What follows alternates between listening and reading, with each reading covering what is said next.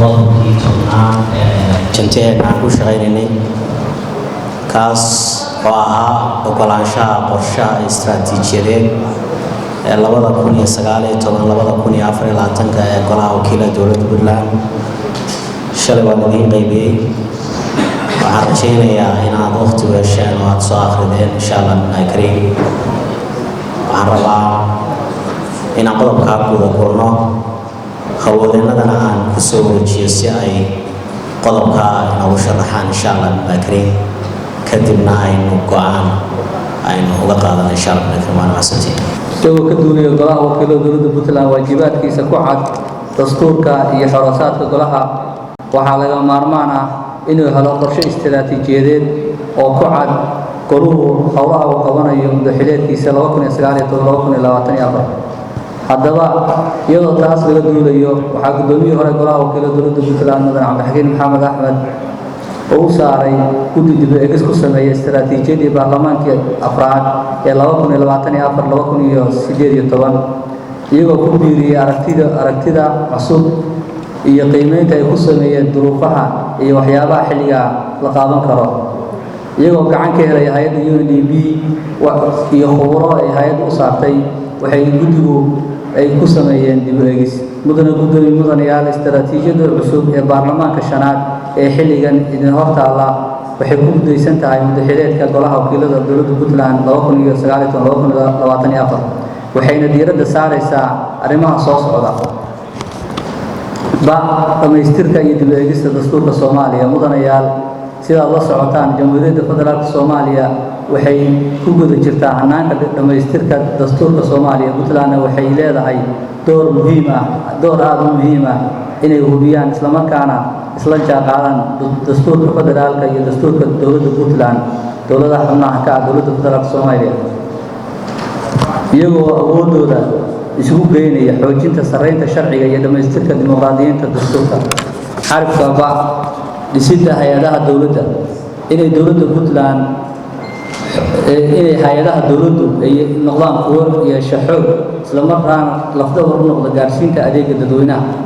xarafka yoolka horumarinta waara. maadaama baarlamaanku uu yahay wakiiladii shacabka Puntland, baarlamaankan waxaa ka go'an in dadka oo dhan loo sameeyo nolol wanaagsan.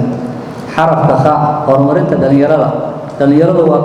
qaybta ugu badan bulshada Puntland, waxayna mudan yihiin in la fiiro gaar ah loo yeesho sababta dhalinyaradu weligood ay horumarka ay uga qaadanayaan qaabka ama hanaanka ugu wanaagsan ee dhalinyarada ay uga qayb qaadan lahaayeen dimuqraadiyiinta. awoodda in la saaro waxayna sidoo kale ku xiran tahay baahinta wanaagsan. mudanayaal, sidoo kale istiraatiijiyadu waxay mudnaan gaara siinaysaa arrimaha soo socda. waa dukumiintiga ay haysataan way mudanayaal: dib u eegista iyo kor u qaadista xeeroosaadka golaha wakiilada. mudnaanta labaad, guddiyada baarlamaanku inay noqdaan guddiyo waxtar leh. mudnaanta saddexaad, korjoogtayn wax ku ool ah. mudnaanta afraad, maamulka miisaaniyadda, xisaabaadka iyo hantidhowrka. mudnaanta shanaad, dejinta xeerar wax ku ool leh. mudnaanta lixaad, dib u eegista iyo iswaafajinta dastuurka. mudnaanta toddobaad, xoojinta madax-bannaanida baarlamaanka. mudnaanta siddeedaad, horumarinta haweenka iyo dhalinyarada. mudnaanta sagaalaad, xiriirka barnaamijka xogta dadweynaha iyo bulshada rayidka ah. mudnaanta tobnaad, kobcinta awoodda hay-adeed ee golaha wakiilada. mudnaanta 11aad, horumarinta kaabayaasha la taaban karo. mudnaanta 12aad, ururka cilmi baarista iyo maktabadda. mudnaanta 13aad, maamulka xogta iyo dukumiintiyada. 13 mudnaan bay saaraysaa istiraatiijiyadu. waxaa kaloo sidoo kale jira in waxyaalaha qaybtood ama marka la fiiriyo ay ku jiraan waxyaalaha u baahan in laga saxo technical errors, sida page-ka koowaad oo kale oo iyada turjumaad lagu sameeyey ay ku qoran yihiin maamul goboleed oo kale iyo waxyaalo la mid ah oo insha Allah kuwo badan aan dib u eegis ku sameynay haddana aan ka sixi doono haddii la yiraahdo. waxaa kaloo jira iyana guddi loo saaray oo ka kooban 6 xildhibaan iyo howlwadeenada agaasimayaasha oo gudoomiyay gudoomiye Axmed Jaamac Cabdulle oo yana insha Allah ku sameyn doono inaanu details u gali doono page-ka ugu dambeeya oo loo sameeyo timing-ka xagga waqtiyeynta muddadaas ama harsan sidii loo sameyn lahaa mudnaan loo kala sameyn lahaa shaqooyinka iyo xilliga la qabanayo mudanayaal intaas ay ka kooban tahay wixii kala aragtiya oo aragteen waa ku aragteen istaraatiijiyada dhexdeeda waa in soo dhaweynaa mudanayaal ku darsataan fikirkiina saliimka ah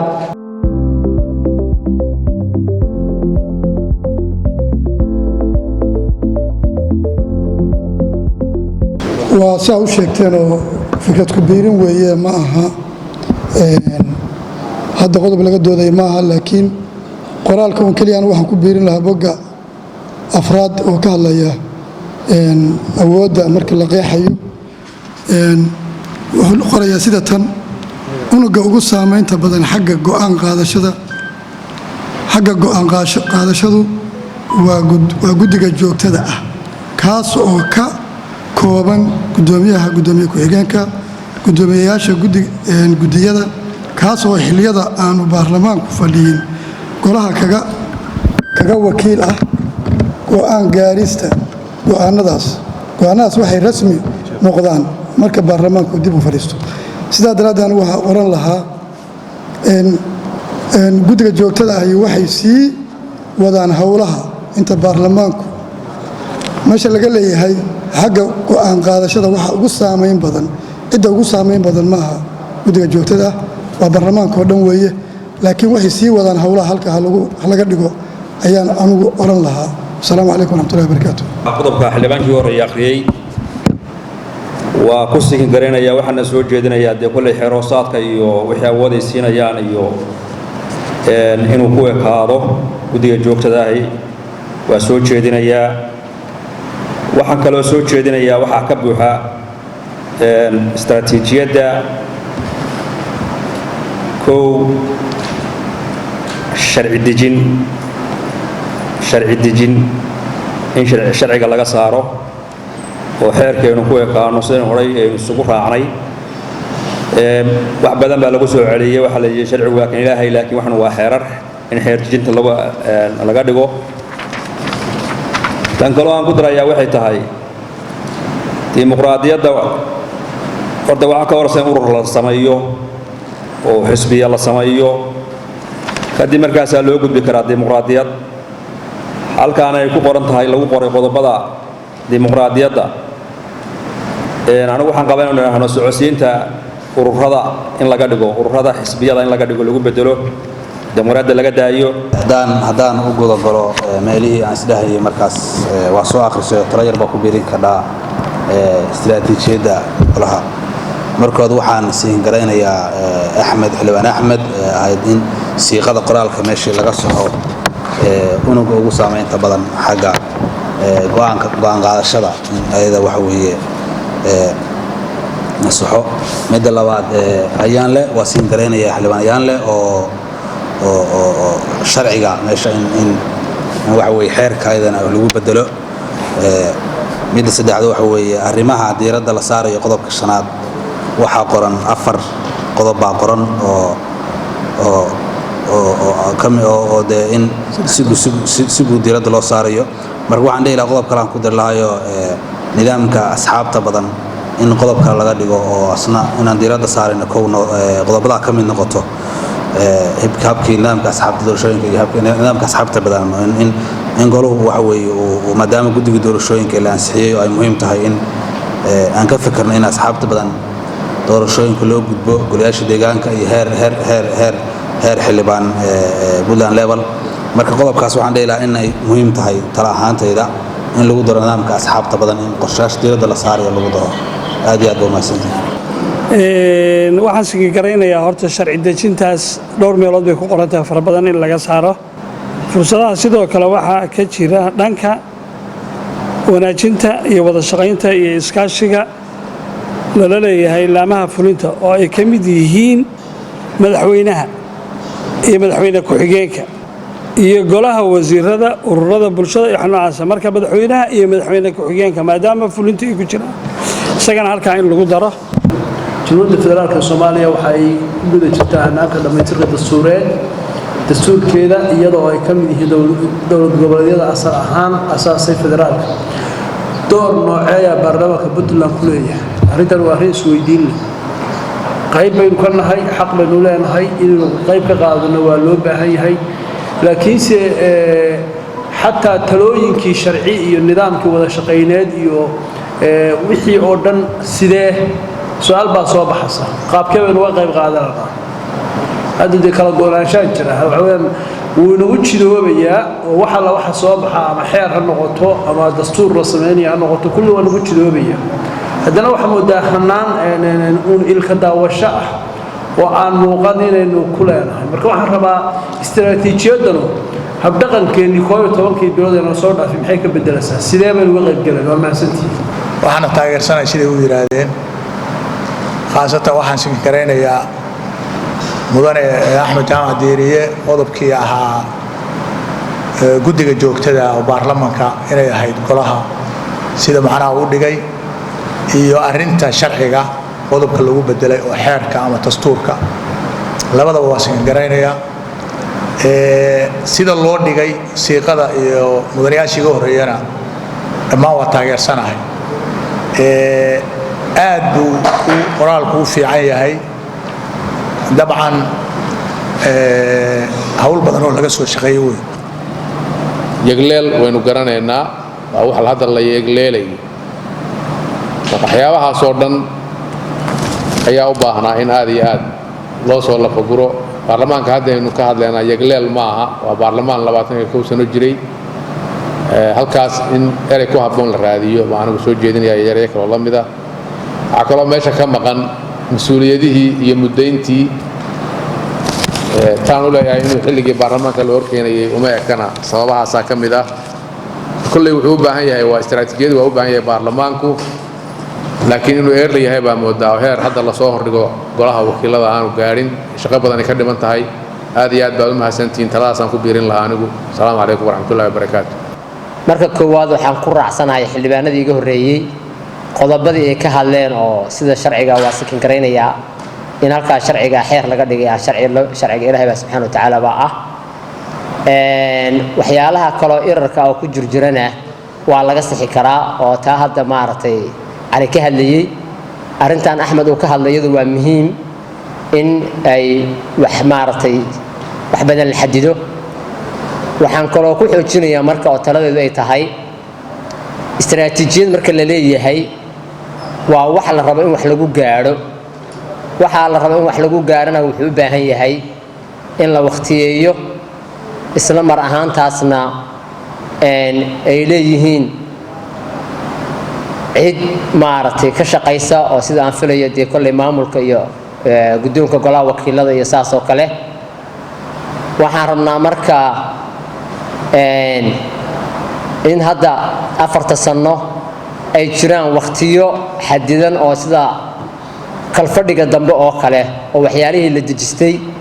la soo gudbiyo golaha loo soo gudbiyo wixii laga gaaray iyo waxa ka socday iyo waxa caqabad noqday markaasna waa codsanaynaa insha Allah tacaala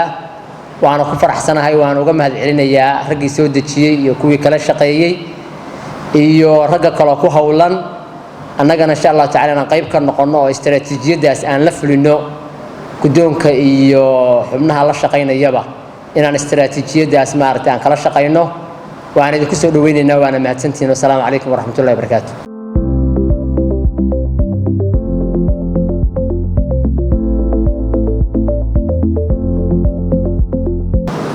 runtii waxyaabo badan oo runtii saxwa mudanayaashu ay ka hadleen oo ay ka koob tahay kelmadda sharci dejinta arrintaa marar badan baan ka hadalnay hadday guddiyada golaha tahay marka ay xeerar ka soo shaqaynayaan iyo hadday tahay howlwadeennadaad iyana mugdid inay waddadii saa ka qaadeen arrintaa runtii xeerar badan baynu in laga saxo ku aan ansixino ku meel marinay in arrintaa laga saaro gebi ahaanba oo kelmadda xeer aan adeegsano insha allah billaahi kariim waa run ilaahay kelim baa sharci dejiya arrintaa waa la saxaya insha allah billaahi kariim mustaqbalka iyo shaqooyinkeena inoo dambana inaynu si guud isula wada qaadano inaanay arrintaasi nagu soo noqon baan rajaynaya waxaan rajaynaynaa waa odoros istaraatiijiyadani wixii sixitaan ah ama arrintaa sharciga ha noqoto ama talooyinkii kale ee ay mudanayaal sheegeenba ha noqotee wixii sixitaana si guud baa loogu sameynayaa waxaana ka wada shaqayn doonaa guddigii arrinta loo xilsaaray howlwadeennada golaha ragga gacanta shaqada ku hayay iyo kashfi guddoon ahaanba waxaan rajaynaynaa taa qorshaha in la caddeeyo istaraatiijiyadda xilliga iyo muddaynta waa sax weeye waan fadhiisin doonaa runtii guddigii loo xilsaaray iyo howlwadeennada iyo shuguddoonka ayaa ka fadhiisan doonaa waxaan rajaynayaa sida quruxda badan ee aad u rabtaan inuu noqdo inaynu ka dhigno oo runtii fikirkeenna oo dhan isku wada biirino inaan fikirka isku biirino waa isla hagaajinun bay arrintaa u sheegahayd sidaana maanta aan markaa insha allah kaga gudubno aynuna isla qaadanno isla wada ogolaanno inaan istaraatiijiyadda maanta aynu halkaa kaga gudubno si aan guda galno shaqooyinkeenna inoo harsanaan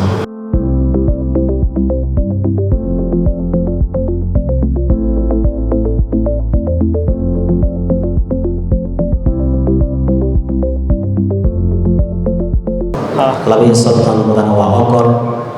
diidma ma jirto aamusuna waa 3 sidaa daraaddeed istaraatiijiyadii golaha saasay ay ku meel martay aynu iskula qaadanay insha allah laakiin wixii hawle ka dhiman waa laga qaban doonaa waana mahadsantihiin ilaahay idinkii insha allah berrito ayaan isugu soo laaban doonaa qodobkaas aan ka shaqayn doonaa fadhigeena maantana intaasay nagu xidhan yahay waana mahadsantihiin mudanayaal